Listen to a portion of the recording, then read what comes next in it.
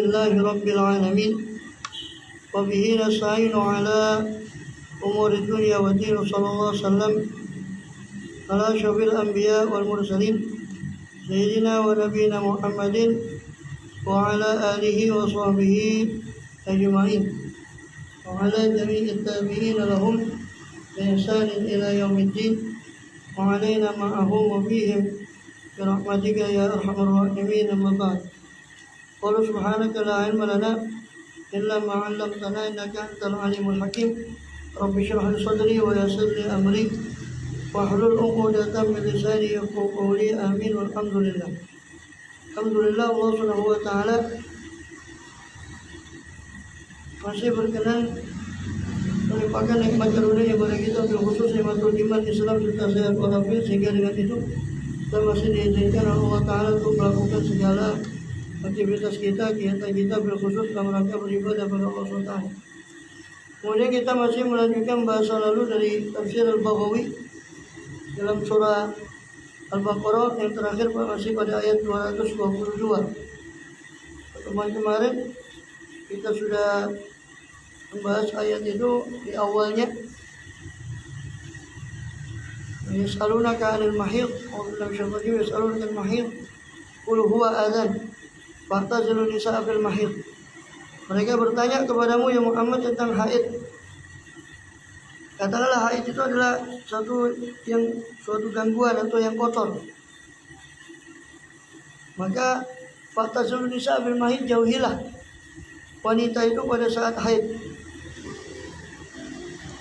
Dan kemarin sudah kita jelaskan riwayat tentang turunnya pada ayat ini, yaitu bahwa Yahudi Madinah itu mereka menjelaskan, atau sahabat mendengar dari Yahudi yang ada di Madinah bahwa mereka menjauhi istri-istrinya ketika haid, bahkan merumahkan sendiri di rumah sendiri ketika mereka haid. Maka kemudian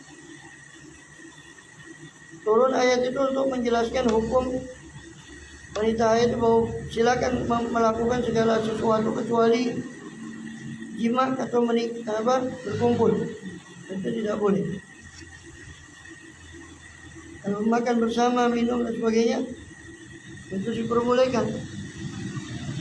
Maka yas'alunaka 'anil mahid, qul huwa adzan, katakanlah haid itu adalah adza, yakni qadar, kotoran. Wal adza kullu ma yukrah min kulli syai'. Adza itu adalah segala yang yukrah, yang tidak disukai dari segala sesuatu, itu adza atau gangguan atau kotoran. Fa'tazilun nisaa, maka jauhilah wanita itu pada saat haid. Arada bil itizal tarkal wati. Yang dimaksud menjauhi di sini adalah meninggalkan untuk jima, meninggalkan untuk berkumpul dengan istri. Wala taqrabuhunna, dan jangan kalian mendekati mereka, ini para wanita nisa tadi. Aila tujami'uhunna, jangan kalian menjima, mengumpuli mereka. Amal mulamasal mudhaja'ah ma'a fajaizah. Adapun mulamasah, bersentuhan kulit dengan kulit, atau mudhaja'ah, tidur dalam satu pembaringan, maka boleh. Di situ beliau meriwayatkan hadis Imam Baghawi dengan sanadnya. Akhbarana Abdul Wahid bin Ahmad Al-Mali, akhbarana Ahmad bin Abdullah Nuaim, akhbarana Muhammad bin Yusuf, akhbarana Muhammad bin Ismail, akhbarana Qabisa, akhbarana Sufyan Al-Mansur an Ibrahim Al-Aswad an Aisyah radhiyallahu anha qalat kuntu aqtasilu ana wan Nabi sallallahu alaihi wasallam min ina'in wahid ilana junubun. Dan saya kata Siti Aisyah dulu pernah mandi, saya dan Nabi SAW dari satu wadah, dan kami berdua dalam keadaan junub. Maka ya'muruni an atazira, dan Nabi itu menyuruh saya untuk memakai sarung. Fayubashiruni, maka Nabi bersentuhan dengan saya, tapi dibalik daripada sarung itu. Ana haidun, sedangkan saya dalam keadaan haid. Wa kana yakhruju ra'sahu, dan adalah Rasulullah itu, kata Siti Aisyah, Rasulullah SAW yukhriju ra'sahu, mengeluarkan kepalanya, ilayya, kepada saya, kata Siti Aisyah, mengeluarkan kepalanya pada saya. Wa huwa mutakifun, sedangkan beliau sedang iktikaf di Masjid Nabawi. Fa aghsiluhu, maka saya cuci kepalanya. Wa ana haid, sedangkan saya ketika itu dalam keadaan haid. Nah, rumah Nabi itu kan langsung berbatasan dengan masjid. Sehingga beliau ketika beliau langsung menjulurkan kepalanya ke dalam rumah. Siti Aisyah dari dalam rumah itu menyisir rambut Rasulullah SAW atau membersihkan rambut beliau. Sedangkan Siti Aisyah itu dalam keadaan haid. Artinya itu tidak apa-apa. Walaupun padahal beliau sedang itikaf di masjid. Tapi kepala beliau masukkan ke rumah itu, rumah beliau. Kemudian Siti Aisyah yang membasuhnya dalam keadaan haid.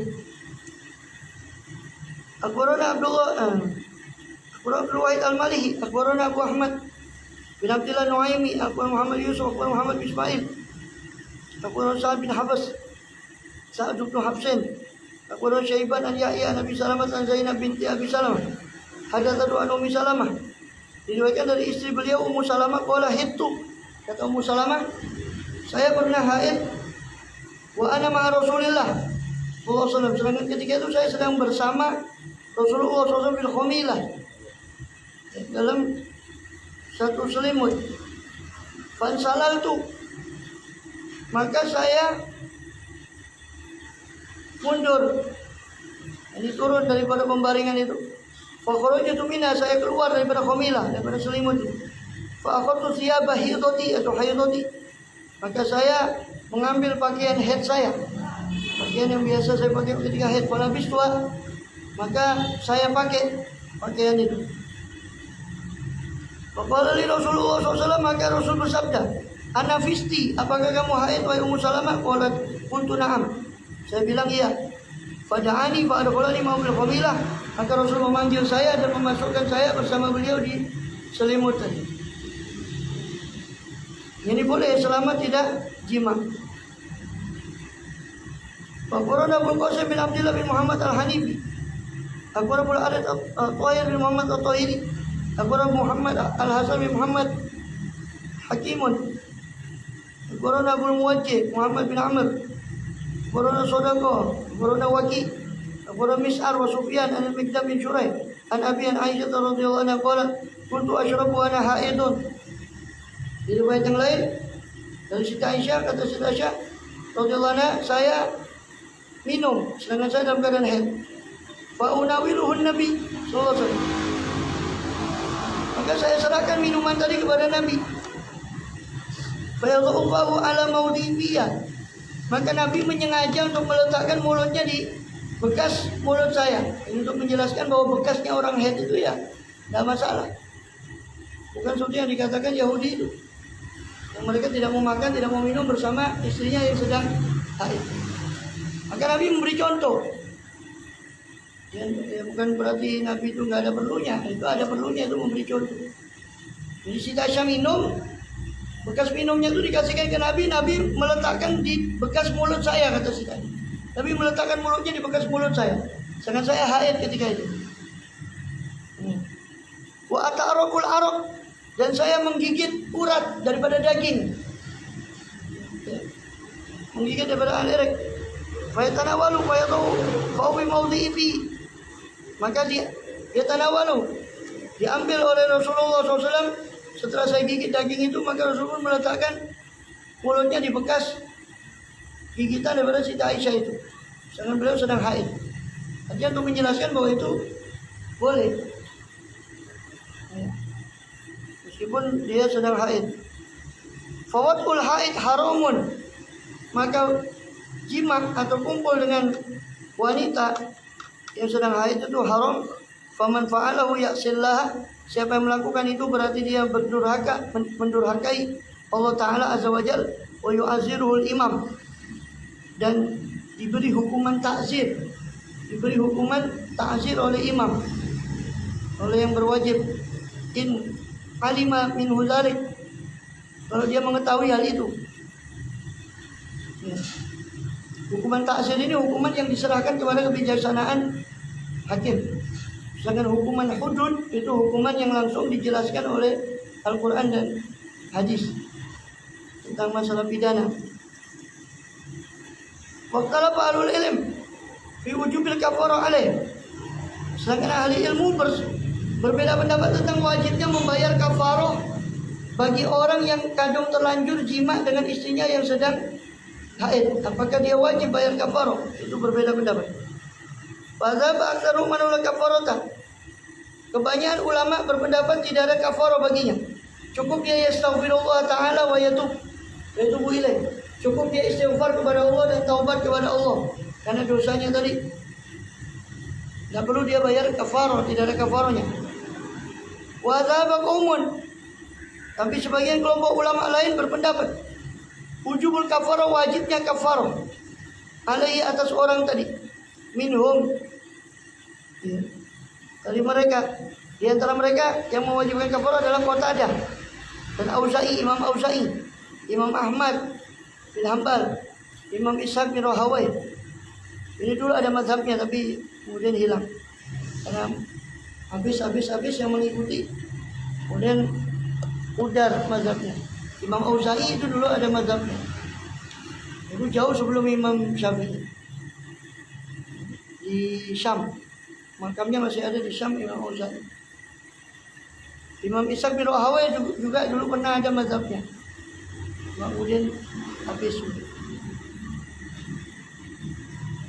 Kemudian lima korona Abdul Wahid, karena apa yang dikabarkan pada kita dari Abdul Wahid bin Ahmad Al-Mali, dari Akhbarana Abdurrahman bin Abi Shuraih, Akhbarana Abu Qasim Al-Babawi, Akhbarana Ali bin Al-Ja'ad, Akhbarana Abu Ja'far Ar-Razi, Abdul Karim bin Abil Mukharik, Al-Miksam an Ibn Abbas, dan Nabi SAW qala fi rajulin jama'a amrata wa haid. Rasulullah SAW bersabda tentang rajul, tentang laki-laki yang jama'a amratahu, yang mana dia mengumpuli istrinya wa haid, jima dengan istrinya dalam keadaan haid. Qala in kana dam abitan fala yatasaddaq bidinar wa in kana sufra fa nisfu dinar. Kalau darahnya masih abid, masih kental atau masih segar, ini masih merah, berarti menandakan itu baru awal haid, maka hendaknya dia bersedekah dengan 1 dinar. Tapi kalau darahnya sudah mulai pudar, menguning, warna kekuningan, kecoklatan, berarti sudah di akhir haid, maka itu bersedekah separuh dinar. Nah, sebagian ada yang mengatakan ini cuma sunnah saja, tidak wajib. Jadi orang yang sudah kadung mengumpul istrinya di awal haid, maka dia bersedekah 1 dinar, yaitu 4 gram emas, 4,25 gram emas. Kalau dia kebablasan, dia kumpul dengan istrinya di akhir haid, dia sedekah separuh dinar, itu 2 gram, sekitar 2 gram emas. Wa yurwa hadza mauqufan an Ibnu Abbas. Ini diriwayatkan secara mauquf dari Ibnu Abbas. Itu terhenti di sahabat. Wa yamna'ul haidu jawaz shalah, dan mencegah haid itu akan bolehnya salat. Haid itu mencegah kebolehan salat. Wa yamna'u jawaz shaum, mencegah kebolehan puasa. Wala yamna' wujubahu, tapi tidak mencegah kewajibannya. Maksudnya tidak mencegah kewajibannya, dia tetap wajib qada nanti. Kalau puasanya tidak boleh, karena sudah kalau datang haidnya ya tidak boleh puasa. Tapi kewajibannya tidak gugur dengan cara mengqadha nanti di hari lain. Kalau puasa, kalau sholat, kewajibannya gugur. Tidak ada kewajiban qadha bagi orang haid untuk sholatnya. Hatta idza tahurat, ya, sehingga ketika dia suci yajibu alaiha qada'us shaum, maka wajib atas perempuan tadi mengqadha puasanya. Wala wajib qada shalah, dan tidak wajib bagi wanita itu untuk mengqadha salatnya. Wa kadzalika nufasa, begitu juga wanita yang nifas. Begitu juga wanita yang nifas. Itu hukumnya sama dengan haid. Akhbarana Abu Utsman Sa'id bin Ismail Ad-Dabbi, akhbarana Muhammad Abdul Jabbar Muhammad Al-Jirahi, akhbarana Abu Abbas Muhammad Rahman Al-Mahbubi, akhbarana Abu Isa At-Tirmidzi, akhbarana Ali bin Hujrin, akhbarana Ali bin Musayyib, an Ubaidah bin Mu'attib Ad-Dabbi, an Ibrahim An-Nakhai, al-Aswad Aisyah qalat, kunna nahidu inda Rasulillah sallallahu alaihi wasallam natur, wa ya'muruna bi qada'i siyam wa la ya'muruna bi qada'i shalah. Kata Siti Aisyah, kunna, kami para wanita, nahidu inda Rasulillah, kami haid di masa Rasulullah SAW. Summa nathur, kemudian kami suci setelah haid itu. Fa ya'muruna bi qada'i siyam, maka Rasul memerintahkan kami untuk mengqadha puasa kami Dan Rasul tidak memerintah kami untuk mengqadha sholat kami. Dan Rasul cuma memerintah kami untuk mengqadha puasa. Karena sholat itu kan berulang tiap hari, maka kalau disuruh qadha berat bagi wanita. 5 kali sholat kali berapa hari dia haid? Anggaplah 6 hari, itu sudah 30 sholat. 5 kali 6 30 sholat dia harus qadha, umpama. Maka berat. Maka agama tidak menyuruh dia untuk qadha sholat. Tapi kalau puasa itu diqadha karena setahun sekali, maka puasanya wajib diqadha. Kemudian wala yajuzu lil haid at-tawaf. Tidak boleh bagi orang haid itu tawaf fil bait di Baitullah. Wala itikaf fil masjid, tidak boleh juga itikaf di masjid. Wala masul mushaf, tidak boleh menyentuh mushaf. Wa qiraatul Quran, tidak boleh membaca Al-Quran. Wala yajuzu li zawjil ghisyanuha, dan tidak boleh bagi suami untuk jima atau mengumpuli istrinya itu ketika haid. Yang dilarang sholat, tawaf, kemudian menyentuh mushaf, termasuk membawa mushaf, kemudian puasa itu dilarang juga. I'tikaf, maksudnya diam di masjid itu dilarang, kecuali kalau lewat saja. Itu pun kalau tidak khawatir mengotori masjid. Membaca Quran itu juga tidak boleh. Dan juga kumpul dengan suami itu tidak boleh bagi orang haid.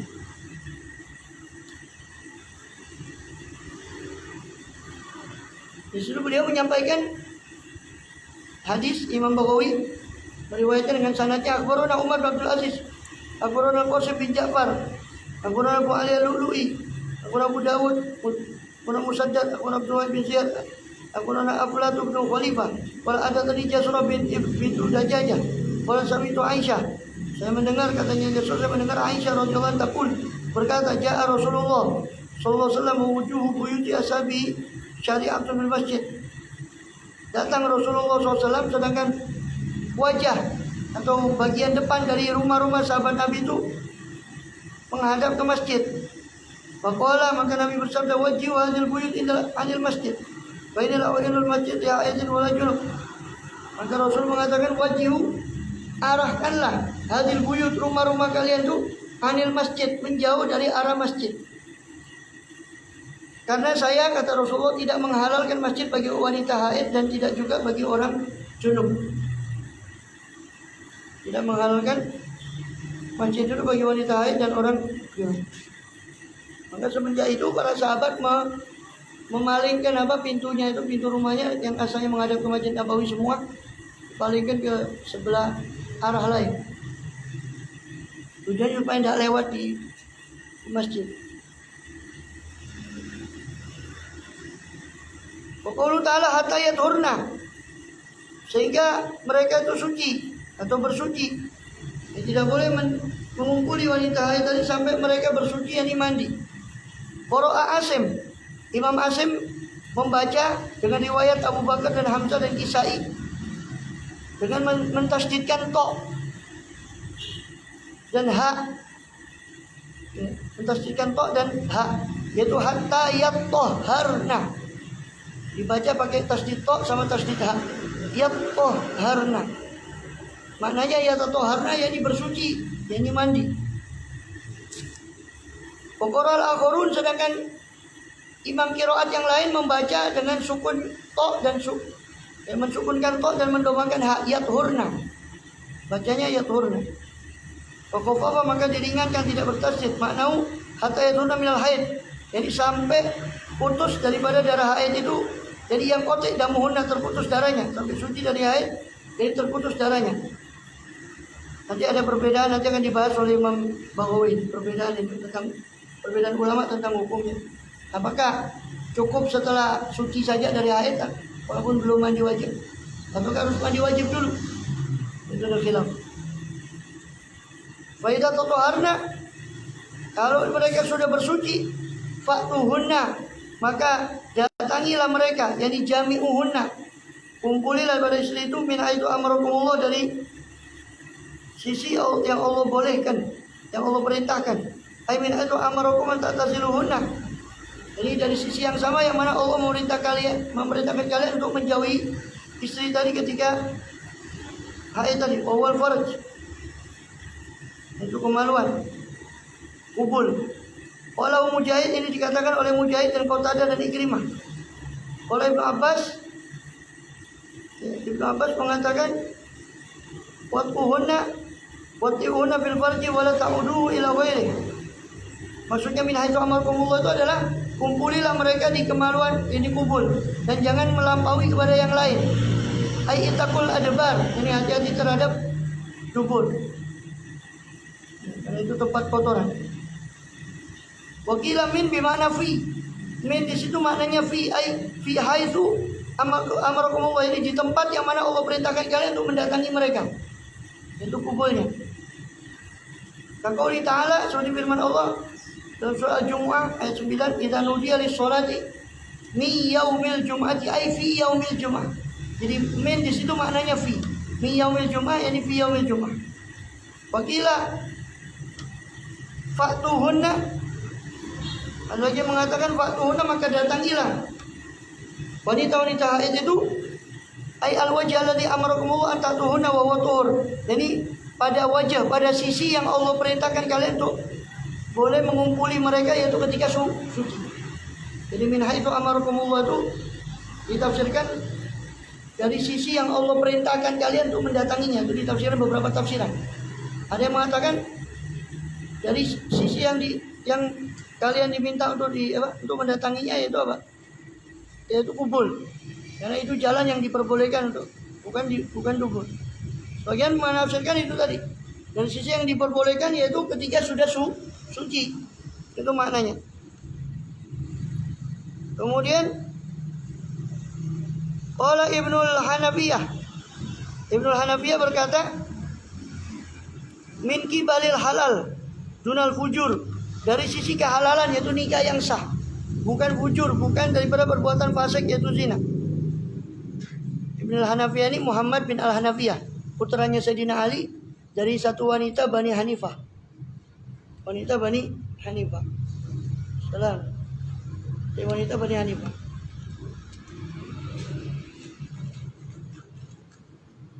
Ya. Jadi itu apa namanya? Muhammad bin Ali itu putra dari, dia terkenalnya Muhammad bin Al-Hanafiyah, putra daripada wanita Bani Hanifah, karena ibunya, istrinya Sayyidina Ali, ibunya Muhammad ini dari Bani Hanifah, maka dia lebih terkenal dijuluki Muhammad bin Al-Hanafiyah. Ya. Kemudian wakilalah ta'tuhunna shaimat. Ada yang mengatakan datangilah dari sisi yang Allah perintahkan kalian, maksudnya itu apa? Jangan kamu datangi dalam keadaan mereka itu puasa. Wala mu'takifat, tidak juga dalam keadaan mereka itu sedang beritikaf. Wala muhrimat, itikaf ini maksudnya gambarannya kalau dia itikaf sudah menentukan itikaf 1 hari umpama di masjid, dia hanya boleh keluar tuh kalau ada hajat-hajat daruri, seperti buang air besar, buang air kecil, atau mau makan. Tak boleh dia kemudian pulang makan tiba-tiba di rumah kumpul, sedangkan dia sudah niat itikaf 1 hari, maka itu membatalkan itikafnya. Maka tidak boleh mengumpuli ibadah itu dalam keadaan itikaf. Wala muhrimat, tidak boleh juga dalam keadaan ihram haji atau ihram umroh. Itu maksudnya min haitsu amarakumullah tuhuna wa ghishyanuhunna lakum halal. Silakan kamu datangi istrimu dan mengumpuli bagi kalian tuh mengumpuli mereka adalah halal, tapi jangan yang keadaan-keadaan yang sudah disebut tadi. Wa alam la yattafi tahrimu syai'in mimma mana'ul haid bin qita'i dam malam tartasil. Ketahuilah bahwasanya tidak terangkat pengharaman sesuatu dari apa yang mencegah haid dengan terputusnya darah selama belum mandi atau tayamum sebagai ganti mandi. Tidak ada milma ketika tidak ada air. Illa tahrimus shaum, kecuali pengharaman puasa. Fa inal haid idan qata ada mobil lail wa nawatis shaum, sebab jadi enggak boleh, tidak halal bagi wanita haid itu untuk larangan-larangannya, kecuali saat dia mandi dulu. Sebelum, walaupun sudah terputus darahnya, dia belum mandi wajib, belum boleh dia mengumpuli istrinya atau sholat atau yang lain. kecuali puasa. Kalau puasa, walaupun dia belum mandi wajib, itu dia tetap sah puasanya. Ini contohkan oleh Imam Baghawi di sini, idan koto adamuha, kalau dia terputus darahnya, ya, terputus darahnya di malam hari, ya, di malam hari. Wanawati som, lalu dia niat puasa, Fawqa Abu Sulaiman bin Nahar, ternyata dia baru mandi setelah subuh, setelah azan subuh, maka soha somuha, sah puasanya, walaupun dia datang azan subuh sama dia masih dalam keadaan belum mandi daripada haidnya, tetap sah puasanya. Wa talaq fi halil haid yakunu bid'iyan, dan talak pada saat haid, wanita haid itu menjadi talak bid'ah. Karena itu dilarang sebenarnya dalam Sahih Bukhari riwayat Abdullah bin Umar bin Khattab radhiyallahu anhu. Kemudian jadi talak, menjatuhkan talak pada saat istri haid, karena itu akan memperpanjang masa tunggu daripada iddahnya. Itu terlalu panjang karena haidnya ada dihitung iddah. Kemudian wa idza talaqa barang kita idam qabla al-ghusl la yakunu bid'iyan. Wa dhaba Abu Hanifah radhiyallahu anhu ila annahu idzan qata adamu li athar-aid wa yajatu asyata ayami yajuzu wasyanuha qabla al-ghusl. Wa talaq fi halil haid, wa idza talaqa, kalau dia talak istrinya setelah terputusnya darah sebelum mandi, maka tidak la yakunu bid'iyan, maka tidak menjadi talak bid'ah. Jadi talak ini juga boleh, walaupun dia belum mandi, sudah suci, boleh menjatuhkan talak ketika dia sudah terputus darahnya. Itu tidak menjadi talak bid'ah. Wa idza talaqa ba'da kita idam, dan apabila dia talak, nah, wa dzaba Abu Hanifah, sedangkan Abu Hanifah itu berpendapat Imam Hanafi radhiyallahu an ila annahu idzan qata damuha, bahwasanya wanita itu kalau dia terputus darahnya li aktsaril haid, terputus darahnya untuk waktu paling banyaknya haid, yaitu iddatu asyati ayyam, sekitar 10 hari menurut pendapat Abu Hanifah. Ya juzul zauj wasyanu qabla ghusl, boleh bagi suami untuk mengumpuli istrinya sebelum mandi. Ini pendapat Abu Hanifah, dengan syarat dia sudah mencapai hari maksimal haid. Kalau menurut Imam Syafi'i itu 15 hari. Kalau menurut Imam Abu Hanifah 10 hari itu sudah mentok. Artinya kalau sudah mentok berarti kan tidak mungkin lagi dia akan keluar haid lagi kalau sudah mentok. Maka boleh walaupun belum mandi dia kumpul. Ini pendapat Abu Hanifah. Kalau Mujahid, tapi dia menyendiri, yang lainnya pendapat yang lain tidak mengatakan itu. Jadi harus mandi dulu baru dia boleh kumpul. Mujahid, Imam Mujahid dan Tawus itu mengatakan idza qasala farja jaza li zawji ghusyanuha qabla ghusl. Apabila si wanita itu sudah membersihkan daripada kemaluannya, maka boleh bagi suami untuk mengumpuli istrinya tadi sebelum mandi. Yang sudah dia membersihkan daripada kemaluannya. Itu pendapat Imam Mujahid dan Tawus. Wa aktsaru ahli ilmi, sedangkan kebanyakan ahli ilmu itu ala tahrim. Kebanyakan ahli ilmu itu mengharamkan orang untuk mendatangi istrinya sebelum malam yang tasil selama belum mandi. Atau tatayamam, atau belum tayamum sebagai ganti mandi. Tidak ada milma ketika tidak ada air. Dan Allah Ta'ala allaqo jawaz zawati bisyartain, sebab Allah Ta'ala mengkaitkan bolehnya mengumpuli istri tadi dengan 2 syarat. Setelah haid itu dengan 2 syarat. Apa? Yani abin kita idam wal ghusl, yaitu dengan terputusnya darah dan mandi. Maka salah satu dari 2 syarat belum terpenuhi, maka tidak bisa dia kumpul. Harus dua-duanya. Faqala hatta yathurna, Allah berfirman sampai dia suci, yani minal haid, terputus dari haid darahnya. Wa idza tatahharna, kalau dia sudah mandi, ayat tasal bersuci, fatuhuna, maka silakan kamu datangi, jadi kamu kumpuli. Dengan qara ayat taharna bi tasdid wal murad min dzalika al-ghusl. Sekarang yang tadi sudah kita jelaskan, kalau membacanya bukan yathurna tapi yataharna, maknanya itu adalah mandi. Seperti firman Allah, wa in kuntum junuban fatahharu, kalau kalian junub maka fatahharu ay faqtasilu, jadi mandilah. Wadalla ala anna qabla ghusli la ya'ilul wat'u, maka ini semua menunjukkan bahwa sebelum mandi wanita tadi tidak halal untuk berkumpul dengan suaminya, atau suami berkumpul dengan istrinya sebelum istrinya mandi wajib dari haidnya. Qalu innallaha yuhibbut tawwabina wa yuhibbul mutatahhirin, dan Allah suka kepada orang yang suka bertaubat dan suka kepada orang yang suka bersuci. Qala atau Muqatil dan Ibn Sulaiman dari Imam Kalbi mengatakan yuhibbut tawabin minadz dzunub, ini suka kepada orang yang bertaubat daripada dosa-dosa. Wa yuhibbul mutatahhirin bil ma', yang suka kepada orang yang suka bersuci dengan air, minal ahdath, daripada hadas, wa najasat, dan najis. Muqatil bin Hayyan berkata yuhibbut tawabin, ini suka kepada orang yang taubat daripada dosa, minadz dzunub, daripada dosa-dosa, dan mutatahhirin minasyirik, dan suka kepada orang yang bersuci daripada kesyirikan.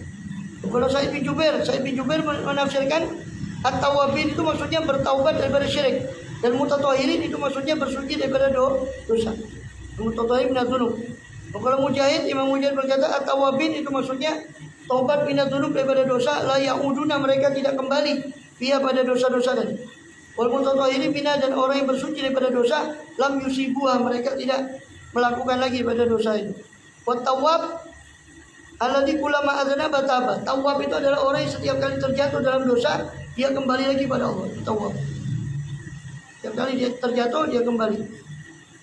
Naziru qaulu ta'ala, itu persamaannya dalam firman Allah, fa innahu kana lil awwabina ghafura. Allah itu pengampun kepada orang yang awwabin, yang suka kembali. Yang suka kembali kepada Allah SWT. Wa qaulu, dan firman Allah, nisa'ukum harsul lakum fatu harsakum anna syi'tum. Panjang ya, dulu tidak sempat bercanda semua. Dan nisa'ukum harsul lakum, jadi di ayat berikutnya, di ayat 223, di situ Allah berfirman, nisa'ukum harsul lakum, istri kalian itu ibarat ladang bagi kalian. Fatu harsakum, maka datangilah ladang itu anna syi'tum, bagaimanapun kalian mau, atau dari arma kalian mau, dari mana saja kalian mau. Diriwayatkan akhbarana Abu Sa'id Ahmad bin Ibrahim As-Suraihi, akhbarana Abu Isa kata Alam, akhbarana Abdullah bin Hamid Al-Asbahani, akhbarana Muhammad bin Yaqub, akhbarana Ibnul Munadi, akhbarana Yunus, akhbarana Yaqub bin Yaqub Al-Qumi, an Ja'far bin Mughirah, an Sa'id bin Jubair, an Ibn Abbas radhiyallahu anhu qala, ja'a Umar ila Rasulillah SAW. Sayyidina Umar Khattab datang kepada Rasulullah SAW. Faqala ya Rasulullah, halaktu. Kata Sayyidina Umar, ya Rasulullah, saya celaka. Qala wa ma alladhi ahlakaka, apa yang membuatmu celaka? Apa yang membuatmu binasa? Qala awwaltu rohli al-bariha falam yarudda alai syai'an. Awwaltu rohli al-bariha, ini kalimat kiasan.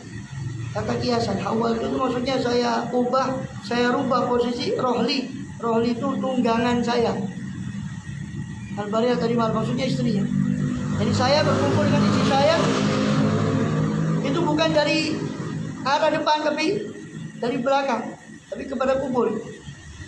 Maka Rasul terdiam karena belum ada wahyu ketika itu turun. Beliau terdiam. Walam yadu al-syai', maka Rasul tidak menjawab sesuatu apapun. Wa auhallahu ilaihi, maka Allah wahyukan pada beliau, nisa'ukum harsul lakum fa'tu harsakum anna syi'tum. Itu tadi Al-Baqarah 223 tadi. Jadi istri kalian itu adalah ibarat ladang bagi kalian, maka datangilah ladang itu, tempat bercocok tanam itu di mana atau dari mana saja kalian inginkan. Yaqulu, maka Rasul berkata, adbir wa aqbil. Silakan adbir, silakan dari belakang, atau aqbil dari depan. Wattaqid dubur, tapi hati-hati terhadap dubur. Ini bukan kepada dubur, tetap kepada kubur. Bukan kepada dubur. Wal haidah, dan hati-hati terhadap wanita yang haid, sebab itu juga haram dikumpuli sebelum mandi tadi. Itu sabda beliau SAW menjelaskan ayat ini tadi. Akhbarona, diriwayatkan oleh Imam Baghawi dari hadis yang beliau riwayatkan. Akhbarona Ahmad bin Abdullah Sholih, akhbarona Ahmad bin Husain Al-Hiri, akhbarona Hakim bin Amatus, akhbarona Ibrahim bin Munib, akhbarona Ibnu Uyainah an Ibnu Munkadir dan Sami Jabir bin Abdullah. Yaqul kana al-yahud taqulu fil ladhi ya'ti imra'atan min duburiha bi qubliha innal walad yakunu ahwal. Adalah Yahudi itu berkata, fil ladhi ya'ti imra'atahu, berkata tentang orang laki-laki yang mendatangi istrinya dari arah duburnya. Min duburiha, dari arah belakang, maksudnya dari arah belakang, fi qubliha, tapi dia mendatanginya di kubur, tapi dari arah belakang. Itu kata Yahudi, nanti anaknya itu juling, ahwal. anaknya tuh nanti matanya juling, katanya Yahudi begitu. Siapa yang datang istrinya dari arah belakang, walaupun dia kepukul, matanya nanti juling. Ini tidak boleh kecuali dari arah depan. Itu kata Yahudi di Madinah waktu itu. Maka turunlah ayat ini untuk membantah perkataan Yahudi tadi. Nisa hukum hatul lakum fa'tu arzakum anasitum. Maka si kalian itu adalah ibarat ladang tempat bercocok tanam bagi kalian, maka datangilah ladang itu dari mana saja kalian mau. Warwa Mujahid an Ibnu Abbas wala kana min sya'ni ahli kitab ala ya'tu nisa ila ala harfin wa dzalika astar ma takunul mar'ah. Dikatakan bahwa termasuk karena min sya'ni ahli kitab, termasuk kebiasaan ahli kitab dulu, dia tidak mendatangi istrinya kecuali dari arah samping, daripada menyamping. Maka dan ini lebih astar, lebih menutupi daripada bagi istri tadi. Bahkan hadzal hayyu minal ansor, sedangkan kabilah dari orang Ansor qad akhadhu bidzalika min fi'lihim.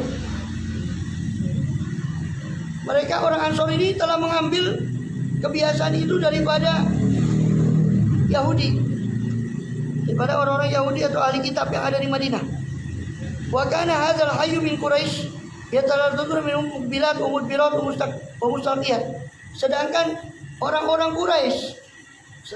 Quraisy itu mereka menikmati daripada hubungan suami istri itu mukbilat mudbirat, dari depan, dari belakang, mustalqiyat, terlentang, dan dengan macam-macam posisi.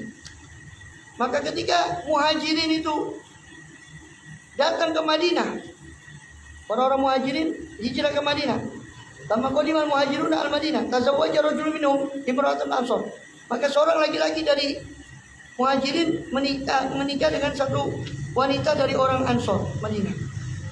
Pada bayasnahu biya dalika. Maka si laki-laki ini memperlakukan pada istrinya sesuai dengan biasa daripada orang-orang Quraisy.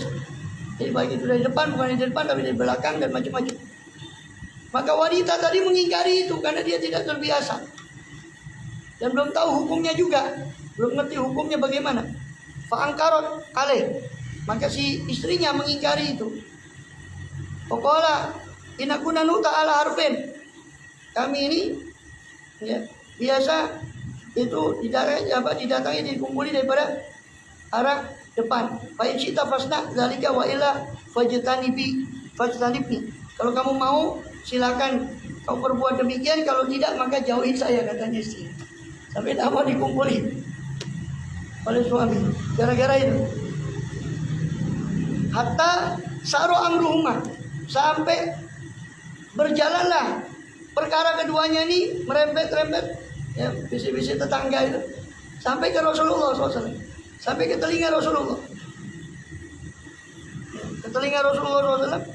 Akhirnya ketika itu tidak lama turunlah ayat ini.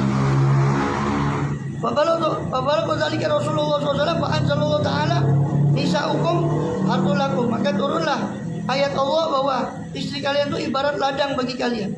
Al-ayat, yakni maudhi'al walad, yakni tempat daripada anak, yaitu benih, yaitu nutfah. Fa'tu arzakum, maka datangilah ladang kalian, tempat bercocok tanam kalian, anasyitum, bagaimanapun kalian mau. Mukbilat, mudbirat, mustalqiyat, ya, mukbilat jadi menghadap ke depan, atau mudbirat membelakangi, atau mustalqiyat atau terlentang, dan seterusnya. Wa anna harfu istifham, anna di situ huruf istifham untuk kata tanya.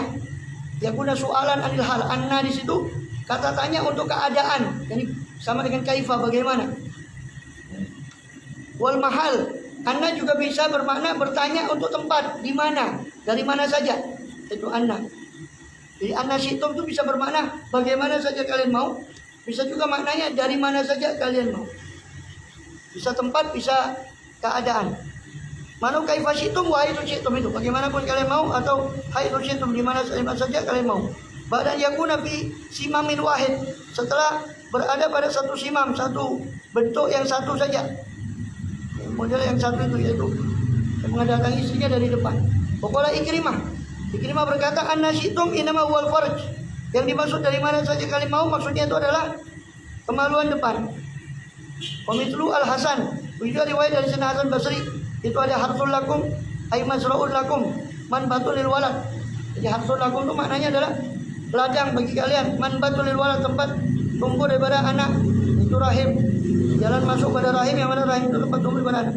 Bimanzilatil ard, seperti bumi, tanah, alat itu surah yang ditanam. Wabi dalilun ala tahrimil adbar. Dan di sini ayat ini merupakan dalil pengharaman daripada dubur. Pengharaman daripada dubur. Karena mahalal haras wasara wal kubul lan dubur.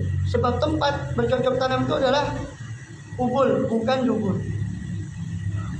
Dan itu diiyakan oleh penelitian ilmu-ilmu kesehatan modern, masuk seksologi dan sebagainya. Memang itu tempat kotoran, jadi tidak pantas untuk dubur. Itu tempatnya kotor. Kalau Said Ibn Musayyib masih panjang.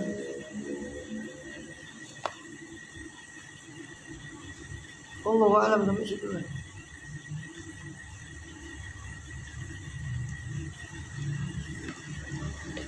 Tetap